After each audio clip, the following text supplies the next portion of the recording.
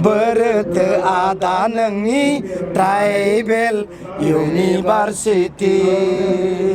जिंदाबाद जिंदाबाद PPM जिंदाबाद जिंदाबाद जिंदाबाद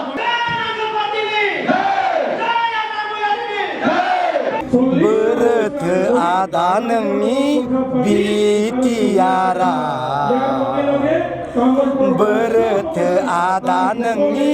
सुइजारलेण्डआ नागिरब्लाबो मोननो थाङा नखर नखर साख्रिबो गैया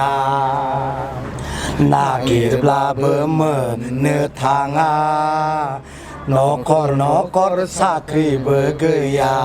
बे जोंहा गोदान मेथाइ नङा होमबा गोदान मेथाइ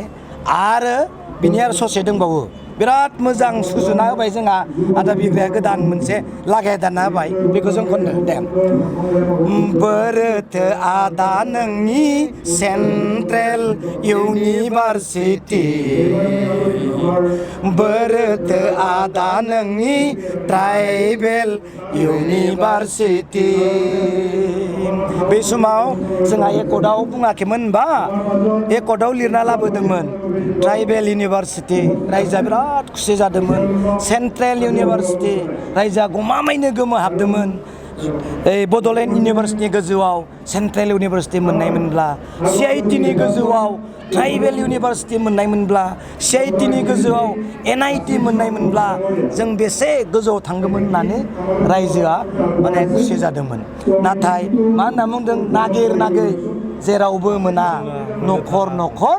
साख्रिबो गैया दा बेखौनो लानानै जों दिनै रायजोनि जेराव हाबगासिनो दङ आदा गौतम आदा बिग्राय मोना कुनु एग्रिमेन्ट गैया कुनु सार्थ गैया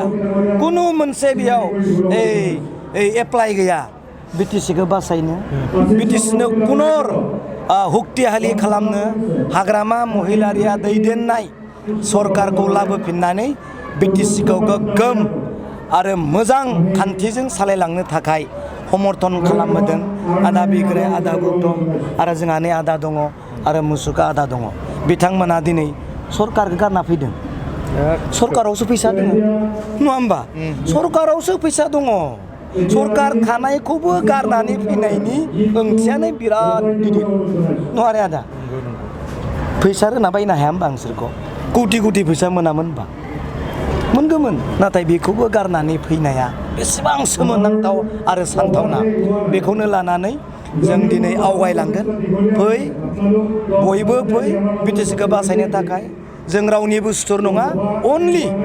BTC-खौ बासायनो थाखायसो जों दिनै ओंखारबोदों बिसोरनो थेंक इउ